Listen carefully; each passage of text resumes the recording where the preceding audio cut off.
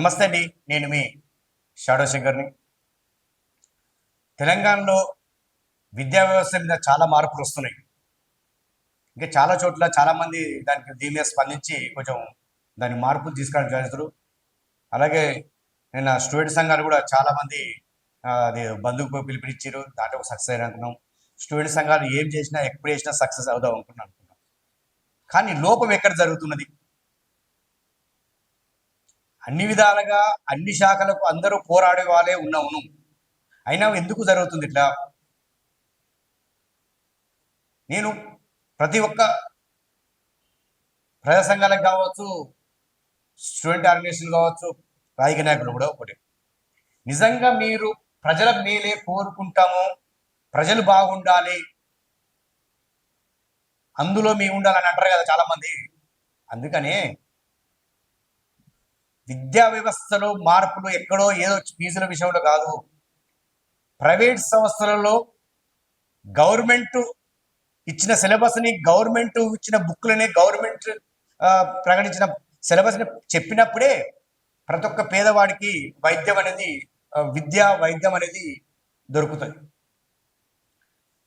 అలాగే ఇప్పుడు ఏమైందంటే, ఇప్పుడు నువ్వు గవర్నమెంట్ స్కూల్ పోవడానికి చాలా మంది పిల్లలు సంకోచిస్తున్నారు.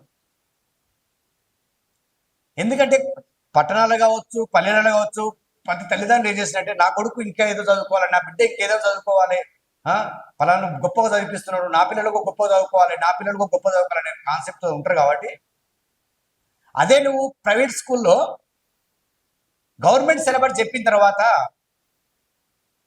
ప్రతి తల్లిదండ్రులు ఆలోచించేది గాడిపోయినా గదే చదువు, గిడిపోయినా గదే చదువు, మరి ఇంకా ఫీజులు ఎందుకు కట్టుకోవాలి, అవసరం ఏంది మనకు అనే కాన్సెప్ట్ వస్తుంది కదా.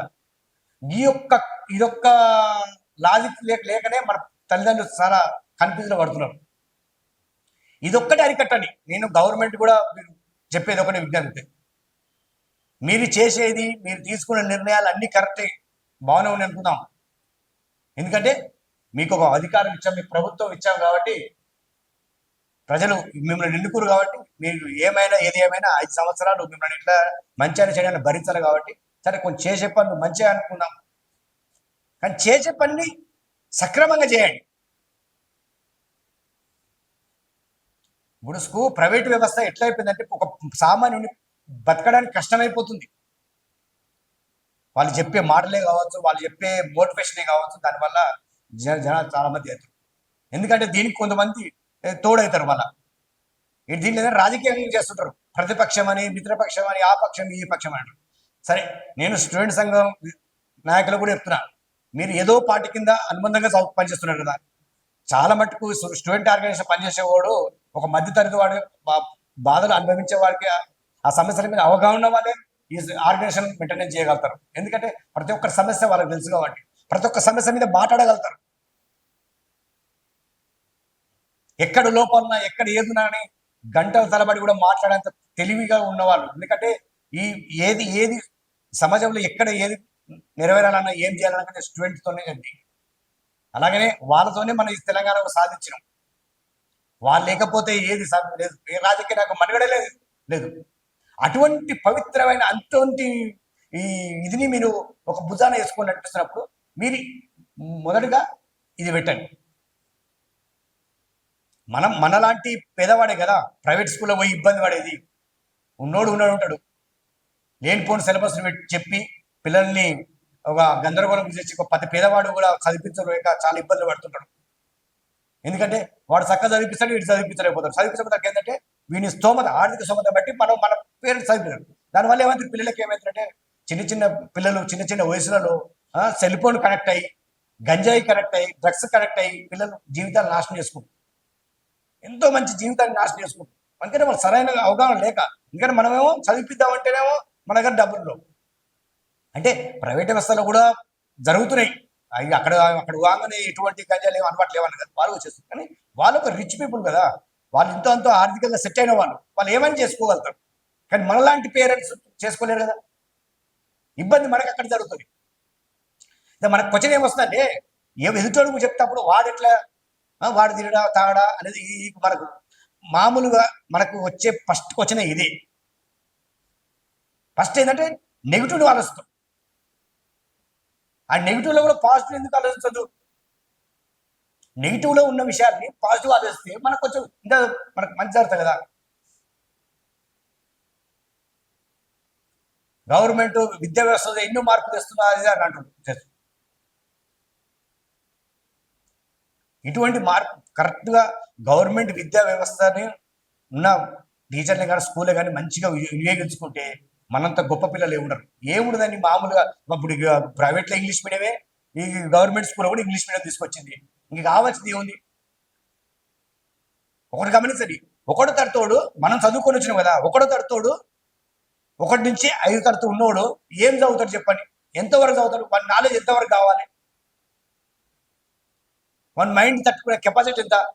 ఏముంటుందని ఇంటి బుక్స్ పెట్టి పంపించి ఇదేసరికి వాడి పొద్దులేచి ఇదే పని వాడికి ఇద్దరు అద్దాలు తప్ప ఏవి రావాలి. మనలాంటి వాళ్ళు చాలా మంది చదువుకొని 10th క్లాస్ అయిపోయినా కూడా స్పోకెన్ ఇంగ్లీష్ పోయి మంచి మంచి జాబ్ సంపాదించలేదా? మంచి మంచి గెజిటెడ్ ఆఫీసర్ కాలేదా? దేశంలో నెంబర్ 1 పొజిషన్ లేరా? వాళ్ళకి జరిగిన వాళ్ళకన్నా ఎక్కువ చెప్పేది ఏముంది? ఎక్కువ మనం సంపాదించేది ఏముంది? ఎందుకంటే వాడు స్కూల్లో రంగులు వయలు వేస్తానికి ఏదో కల్చర్ వేసి వేసరికి 2 ఇంగ్లీష్ ముక్కలు మాట్లాడాలి. అప్పు అల్ల పోతున్న కొడుకు ఏదో చదువుతాడు అనుకుంటే మరి ఏం చదువుతాడని ఏం చదివినా గదే ఉండదు. మళ్ళీ ఏదైనా 10th క్లాస్ వస్తానికి ఏ సిలబస్ రాయాలాడు? గవర్నమెంట్ సిలబస్ రాయాలి కదా. గవర్నమెంట్ సిలబస్ చదివిన తర్వాతనే కదా నీకు తర్వాత మళ్ళీ ఏమైనా కాలేజీలో కానీ ఇంజనీరింగ్ కానీ ఎక్కడైనా ఇక్కడ ఏ పైసలు ఏమైనా కానీ అప్పుడు వెనుకుంటారు. అంత ఇంగ్లీష్ మనకు గవర్నమెంట్ దొరకదు కదా. ఏం నార్మల్గా వచ్చిన వాళ్ళు కాదు కదా, మంచిగా అందరూ అన్ని విధాలా క్వాలిఫైడ్ టీచర్స్ కదా. మనకి ఎందుకు దొరకదు? ఎందుకు ఆలోచిస్తలే మనం? వాళ్ళని ఎందుకు వినియోగించుకుంటలే మనం? మేము మన స్టూడెంట్స్ పదే పదే చెప్తాం, ఎప్పుడైనా ఏ గవర్నమెంట్ అయినా రేపు వచ్చే గవర్నమెంట్ ఏదైనా కావచ్చు, ఈ ప్రభుత్వం కాంగ్రెస్ కావచ్చు, బీఆర్ఎస్ కావచ్చు, బిఎస్పీ కావచ్చు, డిఎస్పీ కావచ్చు, ఇంకా ఏ పార్టీలైనా రావచ్చు అధికారంలోకి. ఎవరికి వచ్చినా మనం ఇదే చెప్పాలి. మేనిఫెస్టోలో ఏదో పెట్టడం కాదు, ఏదో చేయడం కాదు, మీకు ఏదో గ్యారంటీ ఇవ్వడం కాదు. మీరు ఏ గ్యారంటీ ఇచ్చినా ఎన్ని ఇచ్చినా అది మీ పరిపాలనకు. కానీ ప్రతి పేదవారికి విద్యా వైద్యం అందే ప్రయత్నం చేయండి, అప్పుడే మీరు నాయకులు అవుతారు. ప్రతి రైతుని కాపాడండి, రైతు గోసలు తీర్చలేవు. ఈ స్వతంత్రం వచ్చిన కాంచి రైతు కోతలు ఎప్పుడు తీరిన దాఖలా లేవు. ఎందుకు సమస్యలు వస్తున్నాయి? రైతే మన దేశానికి వెన్నుముక అని చెప్తాం, ఏదో ఎన్నో కొటేషన్ ఇస్తాం, మన కొటేషన్ వరకు పరిమితం అవుతున్నారు రైతులు. వాళ్ళని ఫస్ట్ మనం రైతులను అన్ని విధాలు కాపాడుకుంటేనే వాళ్ళకు హెల్త్ కార్డు ప్రకటించండి, వాళ్ళకి అన్ని విధాల సేవలు వాళ్ళకి అందించండి. ఫస్ట్ మార్పు రావాలి. మాటలు మనం ఎన్నో చెప్పుకోవడం కాదు, మార్పు రావడానికి ప్రతి ఒక్క గ్రామంలో ప్రతి ఒక్క నాయకుడు దీన్ని దృష్టిలో పెట్టుకొని మీరు ఎంతో అంత కృషి చేయండి. నా పిల్లోడు ఎక్కడ పోతుంది, నా పిల్లోడు అయితే మంచి అవుతుంది, నా పిల్లోడు ఎక్కడ పోతాను కాదు. మీరు నాయకత్వం, రాజకీయంగా నాయకత్వం ఎన్నించుకుంటే ఒక పేదవాడికి ఏదైనా చేయండి. అధికారం అనేది ఆటోమేటిక్గా మీ దగ్గరకు వస్తుంది. ఎలక్షన్ వచ్చినప్పుడు చూద్దామనేది కాదు, ఎలక్షన్ వచ్చినప్పుడు వస్తూనే ఉంటే పోతుంటాయి. కానీ పిల్లలకు మాత్రం ఏదైతే గవర్నమెంట్ అయితే ఏదైతే మనకు కల్పిస్తుందో దాన్ని సక్రమంగా అందితే ఎలాంటి నష్టాలు ఏం లేవు. కాబట్టి దాని ఇది ఒకటి. గవర్నమెంట్ మరొక పరిస్థితిమైన కొత్త మంచి తీసుకొచ్చినాయి. మనం బస్తీ దవాఖానాల్లో కార్పొరేట్ వైద్యం, ఆరోగ్య దీపికా పార్టీ క్లినిక్తో పట్టణ పేదల చెంతకు స్పెషలిస్ట్ వైద్యులు, కోర్ అర్బన్ పరిధిలో 145 కేంద్రాలు అప్గ్రేడ్.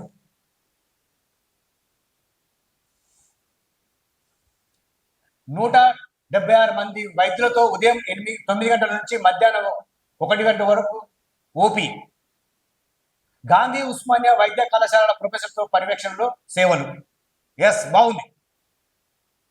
ప్రతి పేదవాడు బాగుండాలని కోరుకోవడం చాలా మంచిది. ఇదే మనం కోరుకుంటున్నాం. కానీ ఎక్కడ ఆగిపోతుంది? వైద్యం అందిస్తారు, గవర్నమెంట్ ప్రకటించేది ఒక మంచి ఆలోచన తీసుకొచ్చింది, సంతోషం, స్వాగతిస్తాం. కానీ మీరు ఒకటి చేయాలి. దీని కమిటీలు వేయడం ప్రకటించడం కాకుండా ఎంతవరకు వైద్యం మనం తీసుకొచ్చిన దాన్ని మనం అమలు ఎంతవరకు అమలు అవుతుంది, అది ఎంతవరకు చేస్తామని చెప్పేసి ఎప్పుడు దానికి ఒకటి సపరేట్ కమిటీ వేసి ఎప్పుడు పర్యవేక్షించండి. ఇదైతే కార్పొరేట్ కాలేజ్ హాస్పిటల్ అని మూతపడ్డే.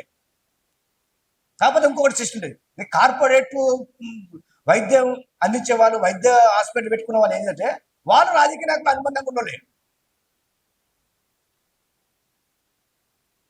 చాలా మంది రాజకీయ నాయకులకే పెద్ద పెద్ద హాస్పిటల్ ఉన్నాయి. ఒక్క మనిషి మీద కొన్ని లక్షల రకాల మందులు ప్రయోగిస్తారండి. ఏముంటుంది ఈ బాడీలా? ఏముంటుంది? ఒక్కొక్క మెడికల్ షాప్ పోండి, కళ్ళు కూడా సరిపోవు చూడడానికి.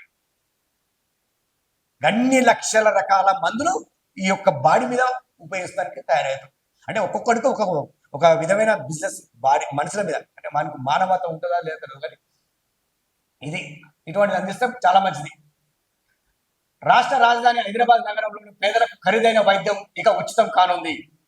చిన్న రోగానికి కూడా పెద్ద ఆసుపత్రులకు పరుగులు తీసే అవస్థలు తప్పనున్నాయి. ఎస్, పేదవాడు కోరుకునేది ఇది. అవస్థ తప్పాలి. ఎందుకంటే ఏ హాస్పిటల్కి పో ఫస్ట్ వాడు చేసేది నీకు రోగం అడగడు. చలో ఏమైనా అయిందా, వాడు మార్కెట్తో చేస్తే ఫస్ట్ టెస్టులు రాస్తాడు. ఆయనకి కావాల్సిన టెస్టులన్నీ అలా చేసి పెట్టేస్తాడు. ఇప్పుడు ఏం అడుగునా హాస్పిటల్ అండి. ఒక్కొక్క హాస్పిటల్లో భయానికి మనం పోయి ఒక్కొక్క హాస్పిటల్ చూడండి ఎంత వందల మంది హాస్పిటల్ చేరిపోతాం. మరి ఎందుకు అంతగానో మన రోగాలు మనకు తయారవుతారో, ఎందుకు మనకి ఎందుకు తెలియదు.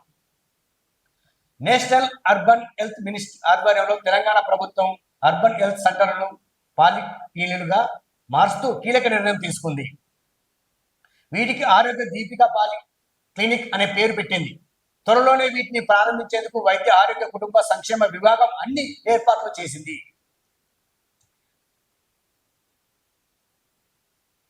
వీటిలో ఉస్మానియా, గాంధీ వంటి ప్రతిష్టాత్మకమైన వైద్య కళాశాలను నిపుణులతో బస్తీలోనే సేవలు అందించనున్నారు. నగరంలో పెరుగుతున్న జనాభా అనుగుణంగా ఈ సేవలు చేస్తున్నట. సరే, వాళ్ళే కాదు, వాళ్ళు గవర్నమెంట్ ప్రకటిస్తున్న తర్వాత మనం నాటి వాళ్ళు ఏం చేయాలంటే ఈ ప్రకటన చూసి మరి ప్రకటన కరెక్టా తప్పదా తెలియదు, రాసిన వాళ్ళదా తప్ప, పేపర్లో వేసిన తప్పదా, అది ఎంతవరకు అవుతుంది. కానీ ఇది మాత్రం అనుకుందాం, ముందే అనుకుందాం. దీని మీద కూడా మనందరూ దృష్టి పెట్టి దీన్ని చెడు మార్గంలో తీసుకోపోకుండా గవర్నమెంట్ తీసుకున్న నిర్ణయం ప్రతి పేదవాడి కోసం తీసుకుంది కదా, అది ఎంతవరకు అందుతుంది అన్నదే మన ప్రయత్నం. అప్పుడే మీరు అందరూ కోరుకునేది సమాజం ఏర్పడుతుంది. మొన్న చదువు విషయంలో నిర్ణయం తీసుకుంది గవర్నమెంట్, ఈరోజు వైద్య విషయంలో తీసుకుంటుంది. అంటే మనలాంటి వేదిక ఉన్న వాళ్ళు కూడా ఇలాంటి ఇది జనాలు తీసుకపోతే కొన్ని మార్పులు జరుగుతాయి, 100% జరుగుతుంది. జరగాలని కూడా కోరుకుంటాం. ప్రతి పేదవాడు కూడా వైద్యం అందాలి. బస్తీ దవాఖానా ఏదో గత ప్రభుత్వం పెట్టింది కదా పేరు, మనం ఎందుకు కాకుండా ఆ దవాఖానలో మంచి వైద్యం అందించాలన్నది ఇది నాయకత్వ లక్షణాలు.